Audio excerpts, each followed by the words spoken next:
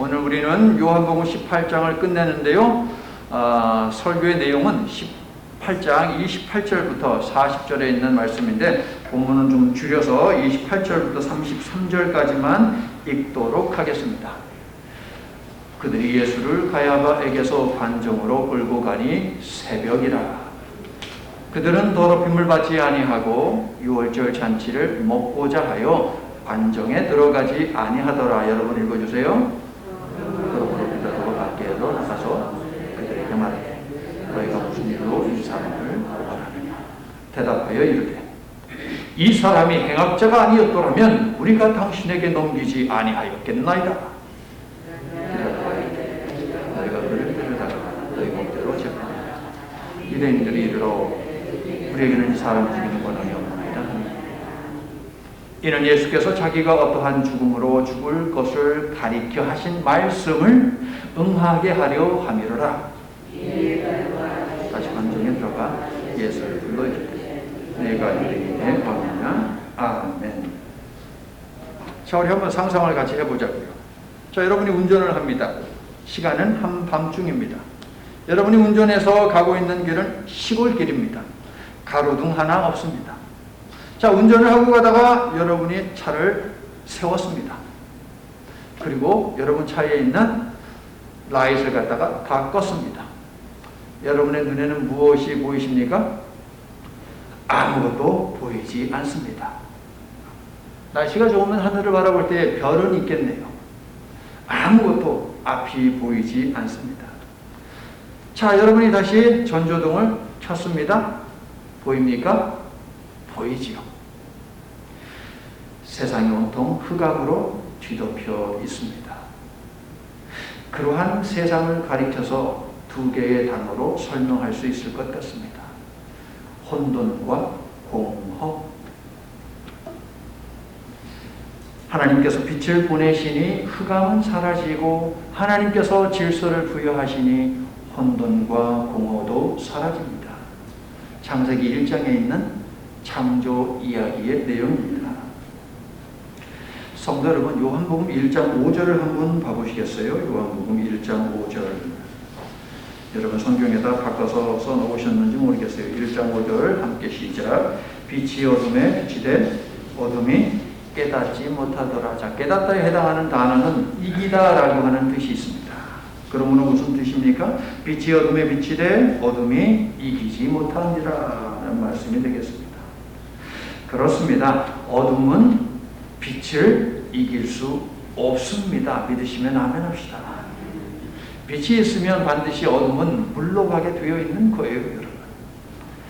사도 요한은요, 예수님은 누구이신가? 라고 하는 이 이야기를 하기 위해서 펜을 들고 요한복음을 기록하기 시작했는데요. 책을 쓰는 사람은 제일 첫 이야기로 무엇을 쓸까? 첫 문장으로 무엇을 쓸까를 고민을 합니다. 그런데 사도 요한은 책의 첫머리에 마치 창조 이야기를 하듯이 글을 시작을 하고 있습니다.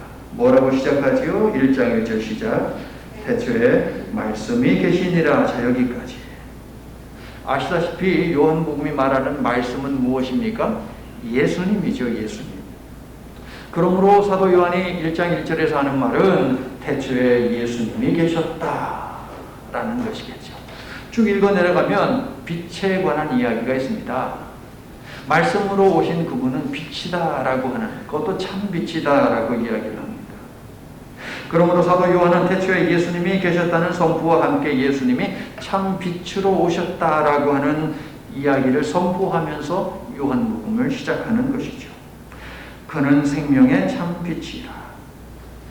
성도 여러분, 어둠이 빛을 이길 수 없듯이 세상은 예수님을 이길 수 없는 것임을 믿으시기를 축원합니다.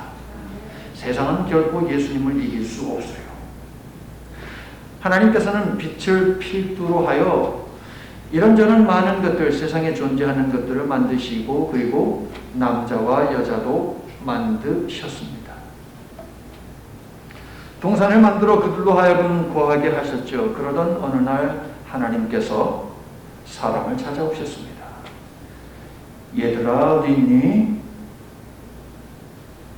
하나님이 죄인들이 숨어있는 동산을 찾으신 이유는 무엇이냐?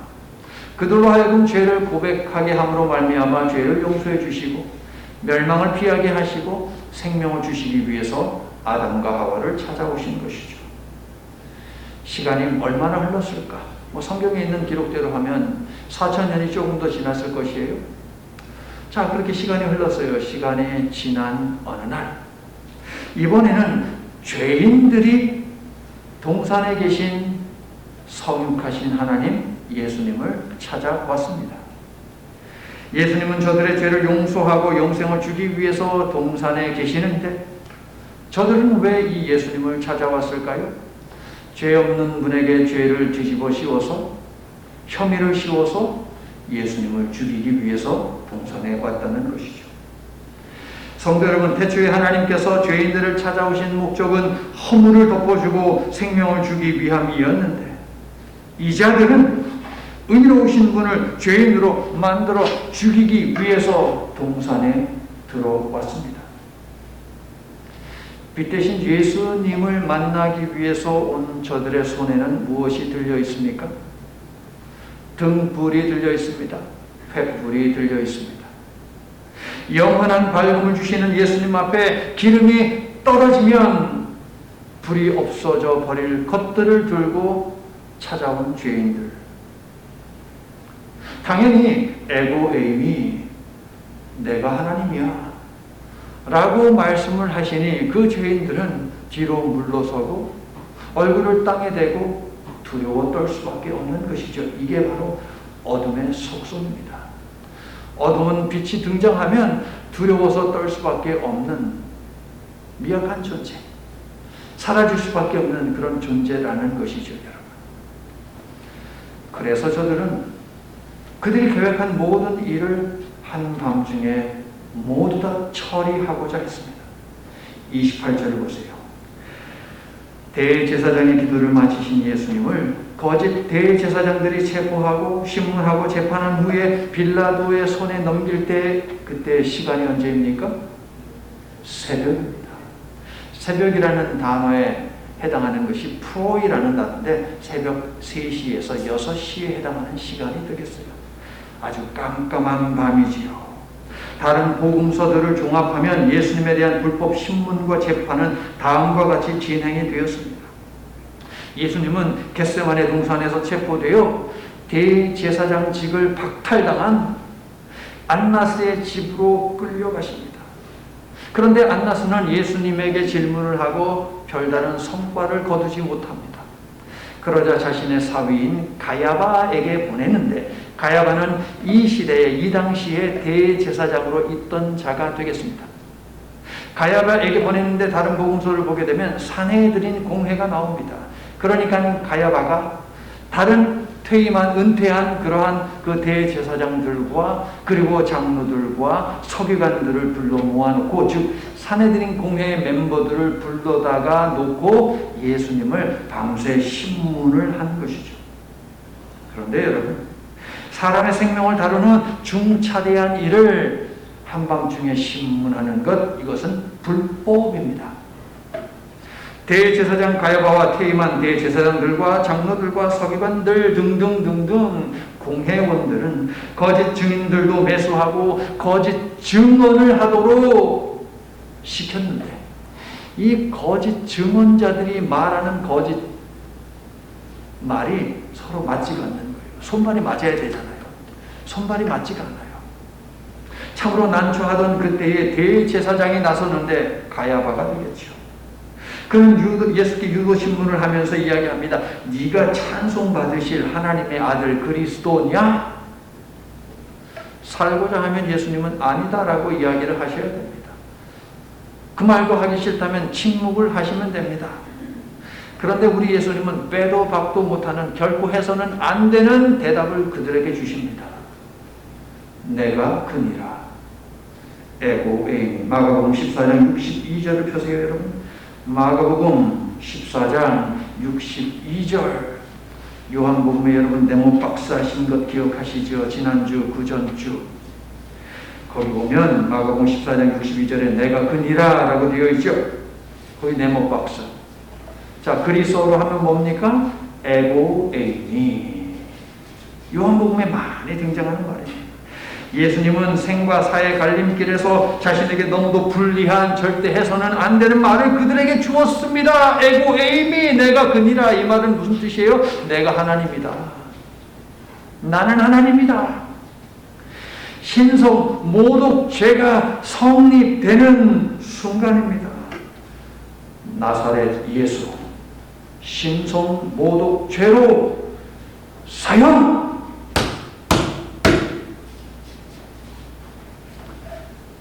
여기서 두 번째 불법이 찾아지는데요.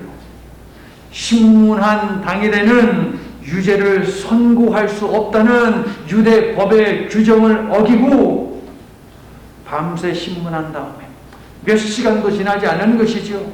바로 사형을 확정하고 선포를 해버립니다.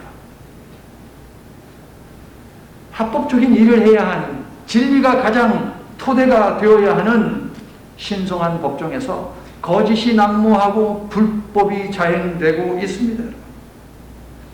너무나도 많은 사람들이 예수께서 에고에이미라고 답한 것을 들었기 때문에 예수님은 이제 죽을 수밖에 없어요. 사람들이 돌을 들어서 예수님을 내리쳐도 뭐라고 할 사람은 없습니다. 분명 예수님이 에고에이미, 나는 하나님이다 라고 말씀하셨기 때문에. 그렇다면 예수님을 죽이지 못해서 안달나서 거짓 증언자들까지 동원해 온 이 자들이 돌을 들어서 치면 되잖아요. 그런데 이들은 그 자리에서 예수님을 즉각 처형시키지 아니하고 빌라도에게로 데리고 갑니다. 유대법으로 충분히 처리할 수 있지만 저들이 로마의 법을 이용하고자 하는 이유가 있겠죠. 첫째, 28절, 유월절 절기이기 때문입니다. 곧 날이 밝으면 유월절 준비를 하게 됩니다. 아마도 성전에는 유월절에 제물로 드리기 위한 준비해둔 어린 양을 잡고 있을 것입니다. 가장 중요한 절기 중 하나인 신성한 날을 코에 앞두고 있기 때문에 유대인들은 이방인들과의 접촉을 피하기 위해서 관정 안으로 들어가는 것도 꺼려 했습니다. 이방인과 접촉하면 몸이 더러워지고 그러면 유월절 음식을 먹을 수 없으니 말입니다. 참으로 아이러니하지 않습니까, 여러분? 철저하게 종교의식을 준행하며 유월절 음식을 먹으려고 유월절 어린 양으로 오신 메시아를 이방인의 손에 넘겨주고 있어요. 그렇게 고대하던 메시아를 불법을 행하면서, 그러나 자기들 자신의 그 절기법은 지키면서 이방인의 손에 넘겨준다. 종교 지도자가 되어서 하나님의 아들에게는 관심이 없고 먹는 일에만, 이럴 때 사용하는 표현이죠. 먹는 일에만 환장해 있습니다. 여러분이 생각할 때 이런 자들에게 믿음이 있습니까? 이중적, 위선적 모습을 띤 이들은 하나님을 믿는다고 하면서도 마음에는 무엇입니까? 빨리 예수의 문제를 처리하고 홀가분하게 유월절 음식을 맛있게 먹자, 이 생각밖에 없는 거예요. 성도 여러분, 저들은 율법에 근거하여 자기 몸을 부정하게 하지 않아. 유월절 잔치에 참여하여 먹고 마시겠지만 자기 몸을 유월절 어린 양으로 희생시키시고 영원한 하늘의 양식을 주신 주님의 식탁에는 제외가 될 것입니다. 저와 여러분은 주님의 식탁에 초대를 받은 사람들입니다. 여러분 다 초대장 가지고 있죠, 여러분? 다들 가지고 있죠? 보여줘 보세요. 어디 있어요? 여기 있잖아요. 여기. 그죠? 여러분의 믿음, 하나님 나라에 대한 소망, 이게 바로 초대장입니다. 이 초대장 잃어버리지 마시고 끝까지 잘 간직하셔서 저 하나님 나라에서 정말 잔치, 성대한 잔치가 베풀어질 때에 꼭 여러분을 만나볼 수 있기를 바랍니다. 그 자리에 계시기를 예수님의 이름으로 축원합니다. 아멘. 두 번째, 31절.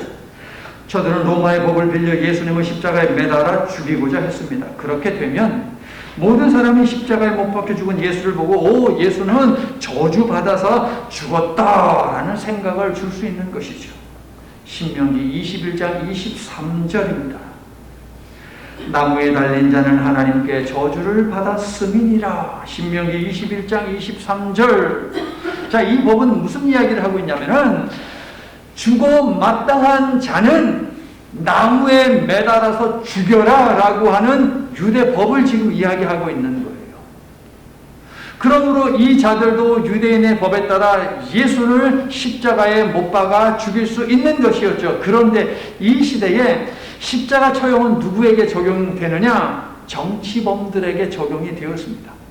그리고 정치법에 대한 사형 집행은 로마가 하는 일이었죠. 그러므로 그들의 계략은 무엇이냐? 예수님을 종교범으로 고소를 해가지고 정치범으로 죽이는 것이었습니다. 즉 예수님은 종교적으로 정치적으로 모두 죄를 지은 죽어 마땅한 저주받은 자라고 하는 인식을 이스라엘 백성들에게 심어줌으로 말미암아 그동안 예수께서 베푸신 가르치신 모든 것들을 다 머리에서 지워버리게 하려고 하는 거예요.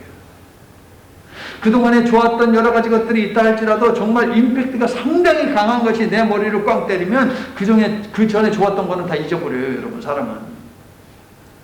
그래서 예수를 종교범, 정치범으로 그렇게 몰아붙여가지고서 저주받은 자나 매달리는 나무, 그 십자가에 매달아 죽게 함으로 말미암아 사람들의 머릿속에서 예수님에 대해서 가지고 있던 모든 좋은 기억들, 영적인 체험들, 이것들까지 다 없애려고 했던 것이죠. 사악하게 그지없는 자들입니다.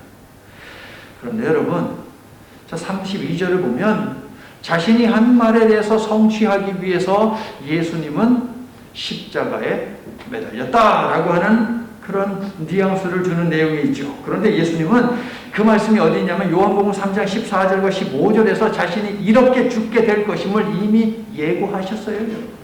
이미 3장에서 나무에 매달려 죽는다.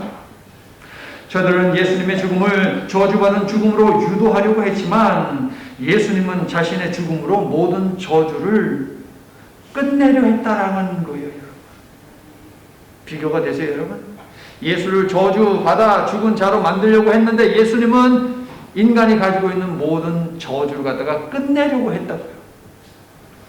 십자가에 달려서 돌아가시지만 저들에게 그리고 믿음의 사람들에게 주는 의미는 다르다는 거예요. 결국 이번에도 예수님은 악한 자들을 통해서 하나님께서 주신 말씀을 성취를 하십니다. 그리고 자신이 한 말에 대해서 책임을 지시죠. 바울이 말합니다. 그리스도께서 우리를 위하여 저주를 받은 바 되사 율법의 저주에서 우리를 속량하셨으니 기록된 바 나무에 달린 자마다 저주 아래에 있는 자라 하였음이니라. 갈라디아서 3장 13절. 성도 여러분, 예수님은 십자가의 높이 들림으로 악함을 약함으로 이기셨습니다. 고난과 죽음을 통해 부활과 영생을 주시는 것, 이것이 바로 십자가의 비밀이고 이것이 바로 십자가의 능력이고 이것이 바로 십자가의 영광인 것입니다. 할렐루야. 세 번째, 우리가 알다시피 당시 예수님의 인기는 하늘을 찔렀습니다. 그러므로 아무리 유대 사회에서 권력을 가진 그들이라 하더라도 예수님을 그렇게 십자가에서 죽게 내버려 둔다면 소요가 일어날 수 있어요. 데모가 일어날 수 있습니다. 그것을 염려하지 않을 수 없죠. 그래서 만약 그들이 예수님을 처형해서 민난이라도 일어나면, 소요가 일어나면 로마 당국은 유대 종교 지도자들에게 책임을 묻겠죠. 빌라도가 가만히 있지 않을 것입니다. 군대를 이끌고 와가지고서 예루살렘을 완전히 풍지박산 만들어버릴 것입니다.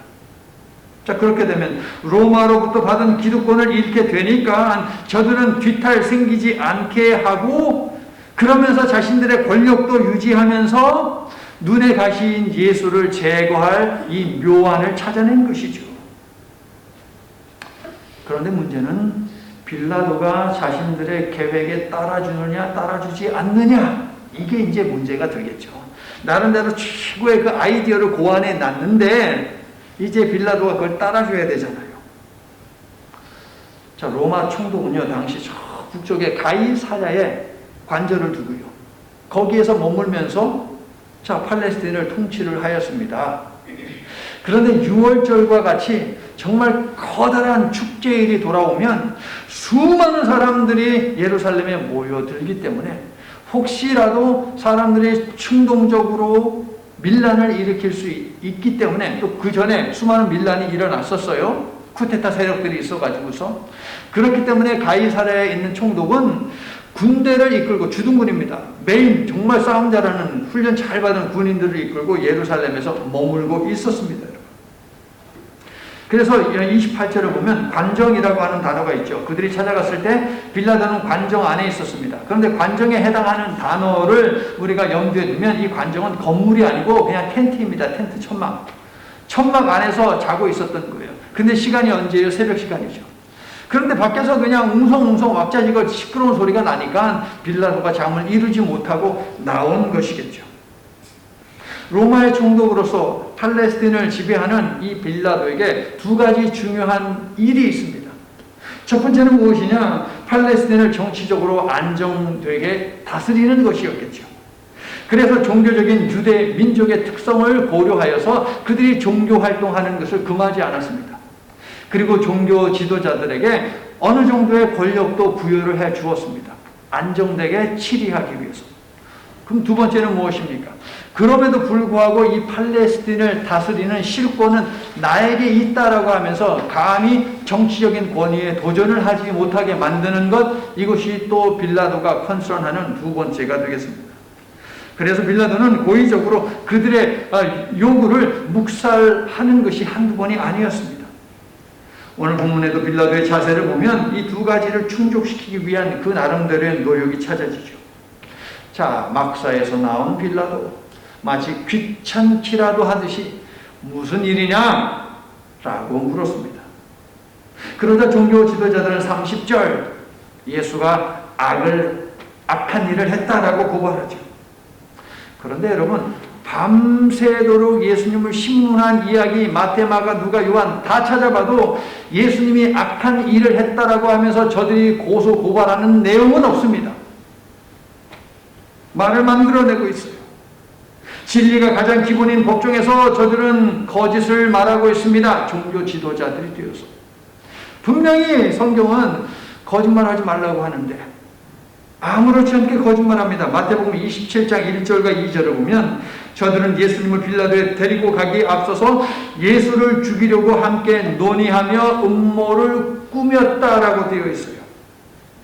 음모를 꾸미면서 저들은 행악이라고 하는 죄목을 예수에게 뒤집어 씌우자라고 그렇게 결론을 낸 것으로 보입니다. 진리 되시는 예수님을 죽이기 위해서는 거짓을 말하는 것, 이것은 어쩔 수 없는 선택이라는 거죠. 그런데 여러분, 빌라도가 머리가 잘 돌아가는 인간이에요, 여러분. 행악이라고 하는 죄로 예수님을 고발하면서도 구체적으로 예수님이 어떤 악한 일을 행했는지에 대해서 저들이 얘기를 하지 않는 거예요. 그래서 빌라도는 생각하죠. 아유, 저것들이 또 종교적인 문제를 가지고 와가지고 또 이 새벽부터 나를 괴롭히네. 그래서 빌라도가 하는 말이 뭡니까? 야, 니네들 법 있잖아. 니네들 법대로 해. 데리고 가. 이렇게 말하며 저들의 요구를 일축했습니다. 물론 빌라도의 이 말은 예수를 죽이든 말든 내가 개의치 아니할 테니까 니들 마음대로 해 라고 하는 암묵적 승인이 되겠죠. 빌라도가 예수님에 대해 뭔가 들은 것이 있어서 얽히고 싶지 않았을 수도 있습니다. 그래도 유대 종교 지도자들이 물러나지 않고 계속 독촉하니까 일단 예수님을 신문하기는 합니다. 그런데 신문을 아무리 해봐도 예수님에게서 로마법을 어겼다라고 하는 그 혐의점을 찾을 수가 없는 거예요. 다른 복음서를 보면 그들은 예수가 스스로를 왕이라 주장하면서 사람들의 마음을 어지럽힌다라고 고발했음을 알 수 있습니다. 그래서 빌라도가 묻지요. 33절 네가 유대인의 왕이냐? 자, 그런데 이 물음은 뭐냐면은 너 유대인의 왕 아니지? 이런 질문이에요, 여러분. 빌라도가 알고 있는 왕의 모습하고 예수님의 지금 이 모습하고는 시간을 하늘과 땅 차이예요, 여러분. 예수님을 추종하는 사람 한 사람도 없지요. 포박돼가지고 끌려왔지요. 아마도 그냥 몇 대 맞아가지고서 멍이 들어 있었을지도 몰라요, 여러분. 그런 모습에서 왕의 모습이 전혀 찾아지지 않는 것이죠. 초라하게 그지없는 목숨을 구걸해야 하는 이 연약한 한 총구의 시골뜨기에 지나지 않았다는 것이죠. 결코 왕이라 할 수 없습니다. 그러므로 그는 마치 비웃기라도 하듯이 이렇게 말하는 것이죠. 네가 유대인의 왕이라고? 네가 왕이라고? 어림없는 소리 하고 있네. 36절. 내 나라는 이 세상에 속한 것이 아니니라. 빌라도에게는 세상 나라에 대한 세계관이 있고 예수님에게는 하나님 나라에 대한 세계관이 있습니다. 세상에 속한 빌라도가 예수님에게서 왕의 모습을 볼 수 없는 것은 당연한 것이죠. 세상적 세계관을 가지고 예수님을 보면 예수님에게서는 왕의 모습이 전혀 찾아지지 않습니다, 여러분. 성도 여러분, 우리가 비록 이 세상에 속해 있고 이 세상에서 교육을 받았다 하더라도 이 세상의 세계관에 갇히면 안 됩니다, 여러분. 우리에게는 하나님 나라의 세계관이 있어야 한다는 것이죠. 그러므로 열심히 하나님의 말씀을 배우고 그 배운 말씀을 가지고 기도 속에서 씨름하고 고민하는 그러한 하나님 나라의 세계관을 여러분들 가지시기를 예수님의 이름으로 축원합니다. 자, 최초의 복음서인 마가복음에 따르면 예수님의 첫 번째 설교는 때가 찼고 하나님 나라가 가까이 왔으니 회개하고 복음을 믿으라입니다. 마태는 천국이라는 개념을 사용해서 더 짧게 말하시고 회개하라 천국이 가까웠느니라. 끝. 누가복음에도 하나님 나라에 대한 예수님의 가르침이 있습니다. 17장 21절. 하나님의 나라는 너희 안에 있느니라. 자, 이번 기회를 빌어서 성경이 가르치는 하나님 나라는 도대체 무엇이냐라는 것을 여러분들에게 간략해서 말씀을 드리면 하나님 나라는 첫째, 하나님의 백성 자체입니다. 두 번째, 하나님의 통치하시는 영역입니다. 세 번째, 하나님의 통치 자체가 바로 하나님 나라입니다. 이게 성경이 이야기한 하나님 나라예요. 자, 여러분, 역사라고 하는 것이 있죠. 역사. 역사는 이미 있었습니다. 과거에 있었습니다. 역사는 지금도 있습니다. 현재. 그리고 역사는 앞으로도 있을 것입니다. 미래. 이처럼 역사는 과거와 현재, 미래를 모두 아우릅니다. 하나님 나라도 과거와 현재, 미래를 모두 포함하죠. 하나님 나라는 이 세상에 있지만 이 세상에 속해 있지 않은 나라로 세상 나라와는 다른 영원한 나라입니다. 세상 나라는 제한되어 있죠. 성경에서 그렇게 떠들썩했던 아시리아가 있습니까? 지도상에? 없어요. 바벨론 있습니까? 없어요. 페르시아 있습니까? 없어요. 헬라 제국이 있습니까? 없습니다. 다 사라졌습니다. 고대 이집트도 사라졌습니다. 지금의 이집트와는 다른 이집트예요. 영원하지 않습니다. 하나님 나라는 예수님에 의해서 이미 시작한 나라요, 과거. 지금도 우리 가운데 있는 나라요, 현재. 그리고 다가오고 있는, 앞으로 완성될 나라인 것입니다. 미래. 세상 나라는 힘과 돈의 원리로 돌아가지만 하나님 나라의 원리는 무엇입니까? 사랑입니다. 그리고 하나님 나라는 지배하는 나라가 아니라 원리가 사랑이니 섬기는 나라이죠. 그런데 세상의 나라는 지배하는 나라입니다. 교회 공동체와 그리스도인이 사랑으로 섬길 때에 그 가운데 하나님 나라가 임한다라는 것이에요. 그러므로 우리 교회에 하나님 나라가 임하게 하기 위해서는 우리가 사랑의 원리를 가지고 서로를 섬길 때에 그때 이곳에 하나님 나라가 임하는 것이고 세상은 우리 교회를 통해서 하나님 나라를 보게 되는 것이죠.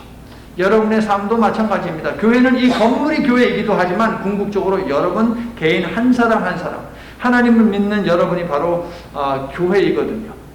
구약적으로 이야기하면 그러한 여러분이 바로 하나님 나라라는 것이에요.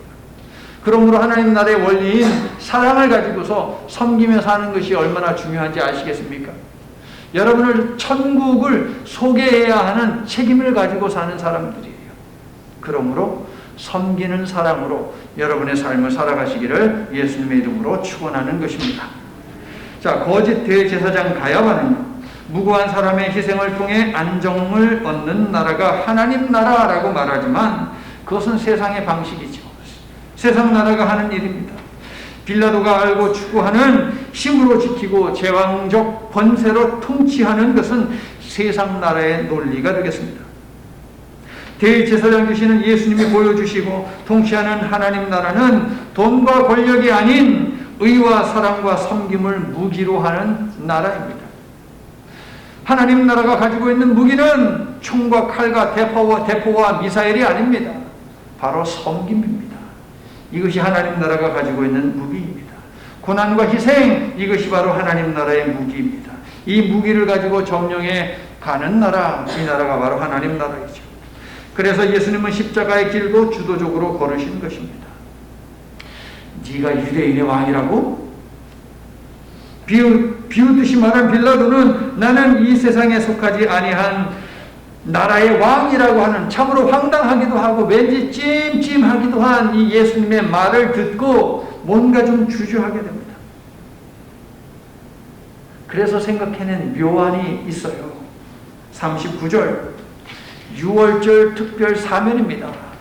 유월절이면 해마다 빌라도가 큰 선심이라도 쓰듯이 죄인을 하나 풀어주는 일을 했다라고 하는 것이지요. 그런데 지금 감옥에는 바라바라고 하는, 결코 놓아져서는 안 되는, 반드시 사형을 시켜야만 하는 그런 죄인이 하나 있거든요. 내가 저자를 내주면서 야, 6월절 특별사면으로 내가 바라바를 내줄까? 라고 하면 아유 그러지 말고 예수를 내주시오 라고 말하겠지라고 생각을 했어요. 문제는 이번에는 이제 사정이 바뀌었어요. 유대 종교 지도자들이, 유대인들이 자신의 계획대로 따라주느냐 따라주지 않느냐, 이것이 문제죠. 바라바는 놔주고 예수는 죽여라, 이것이 저들의 반응이었습니다. 자신의 계획대로 되지 않았어요. 여론몰이를 하고 있는 자들은 백성을 위해 정치한다고 하지만 백성을 이용하는 정치를 하는 것이지요. 그런 일은 이 나라 미국이나 저 나라 우리의 조국 대한민국에서도 많이 보이는 겁니다. 백성들의 마음, 그 여론몰이를 해가지고서 누가 잘했네, 누가 못했네. 여러분 요즘에 매스미디어는, 대중매체는 무섭습니다. 사람 하나 죄인 만드는 건 너무 쉬워요, 여러분. 있지도 않은 사람을 갖다가 또 집어넣어가지고서 마치 그 자리에 있었던 것처럼 조작해가지고서 만들잖아요, 여러분. 무서운 세상이에요. 옛날에는 신문에다가 몇 자 적어가지고서 사람 바보 만들지만 이제는 영상까지 조작하는 시대예요, 여러분. 자신들의 이익을 위해서라면 죄를 만들어서라도 죄인이 되게 하고 죄가 많아도 덮어주거나 이런저런 법과 사례들을 갖다 붙여서 최소화시키죠. 대한민국에서 하는 거하고 똑같은 거예요. 여기도 역시 마찬가지고.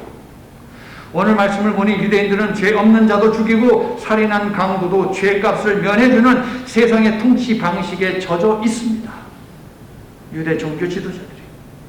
빌라도야 세상 방식으로 19장 10절을 보게 되면 내가 너를 놓을 권한도 있고 십자가에 못 박을 권한도 있는 줄을 알지 못하느냐, 뭐 이런 말을 할 수 있어요. 빌라도는 이방인이니까. 하지만 하나님의 백성이라 자처하던 유대인들, 그것도 유대 종교 지도자들이 이런 세상의 방식을 따라 죄 없는 하나님의 아들을 십자가로 몰아간다라고 하는 것은 도대체 어떻게 우리가 설명할 수 있을까요? 도대체 이런 자들이 이런 일을 하는 그 배경은 도대체 뭡니까?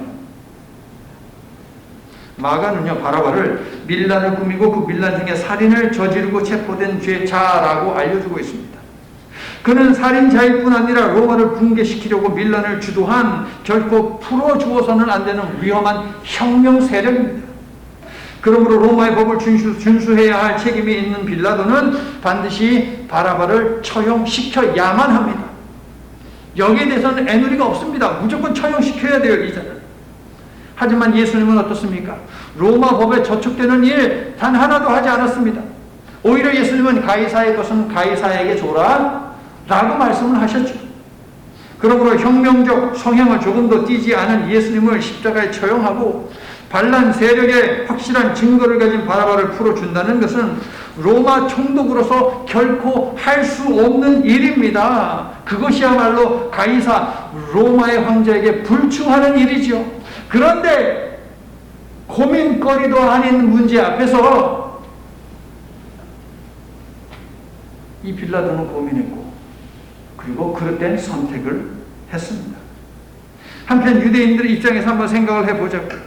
반로마 성향의 운동을 일으키려다가 붙잡혔습니다. 그 과정 속에서 사람도 죽였습니다.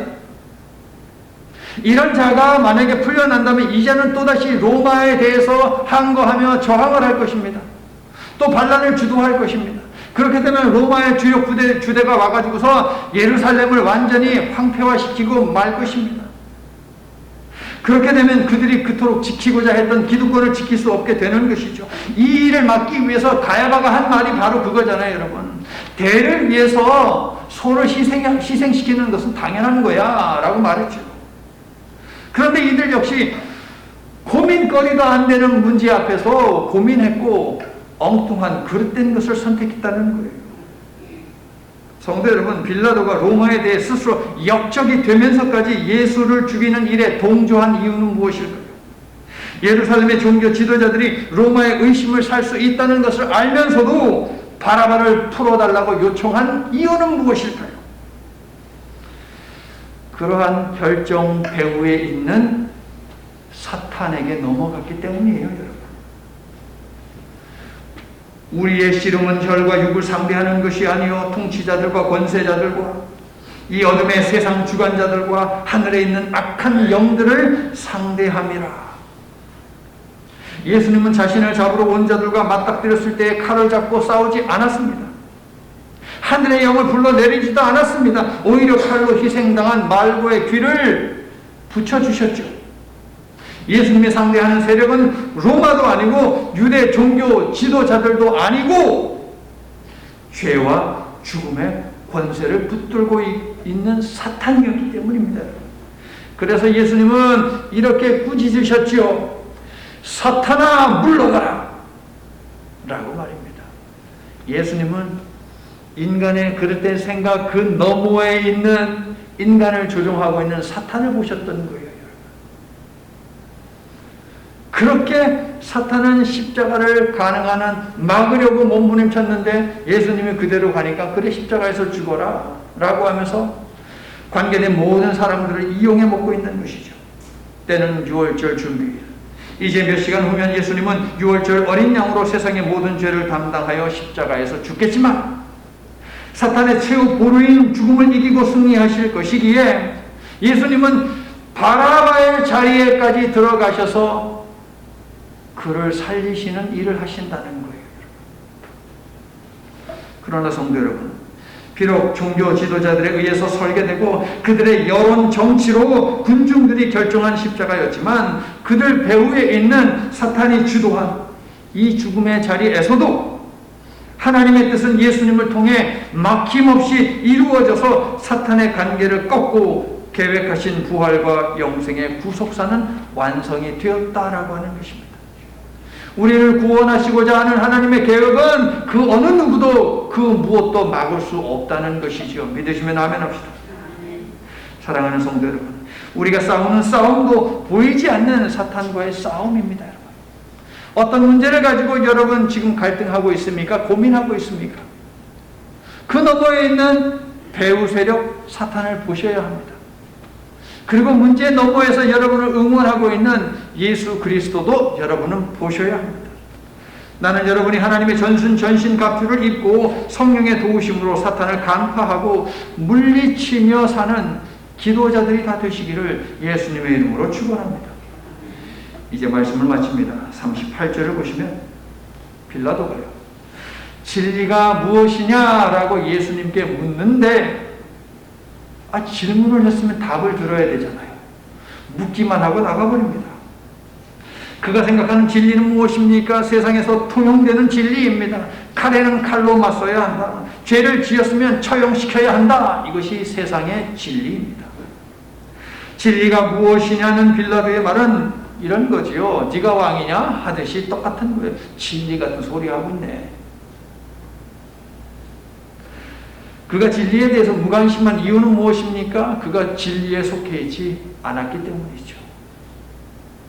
그에게 진리는 하나의 호기심의 대상이었을 뿐 전부를 걸고 따를 대상은 아니었던 것입니다. 빌라도는 결국 풀어주어서는 안 되는 바라바는 풀어주고 죽여서는 안 되는 무고한 예수님은 죽였습니다. 고민거리도 안 되는 문제 앞에서 그릇된 선택을 하여 유대 지도자들의 뜻대로 그리고 자신에게도 유리한 예수님을 희생양 삼았다는 것이죠. 그러나 예수님을 희생양으로 보내신 분은 유대 종교 지도자들도 아니고 빌라도도 아니고 바라바도 아니고 바로 하나님이십니다. 사랑하는 성도 여러분, 악한 자들은 행악을 저지르지만 하나님께서는 그 모든 과정을 통해 자신의 구속사를 실현해 가셨습니다. 하나님의 구원 역사는 결코 끝나지 않는 것입니다. 할렐루야. 성도 여러분, 하늘의 진리에 속하지 않은 자, 세상에 속한 자요, 예수님이 아닌 사탄에 속한 자입니다. 예수님은 진리를 증언하기 위해 오셨고 우리를 진리 속에 거하게 하기 위해 오셨습니다. 빌라도는 진리가 무엇이냐라고 물어서는 안 됐습니다. 진리가 누구냐라고 물었어야만 했지요. 진리는 지식이나 사상이 아니라 한 인물, 한 인격, 즉 그리스도인 것입니다. 믿으시면 아멘 합시다. 예수님은 이 세상이 이해하는 진리와는 전혀 다른 하늘의 진리를 말씀하셨을 뿐 아니라 그분 자신이 곧 진리이십니다. 그래서 십자가는 고민거리가 되지 않았습니다. 십자가를 피하지 않고 정면 돌파하셨죠. 나는 여러분이 진리에 속하여 진리의 문제라면 타협도 양보도 하지 않고 생명을 걸고 진리를 지키고자 하는 확고한 믿음의 삶을 가지고 사시기를 예수님의 이름으로 축원합니다.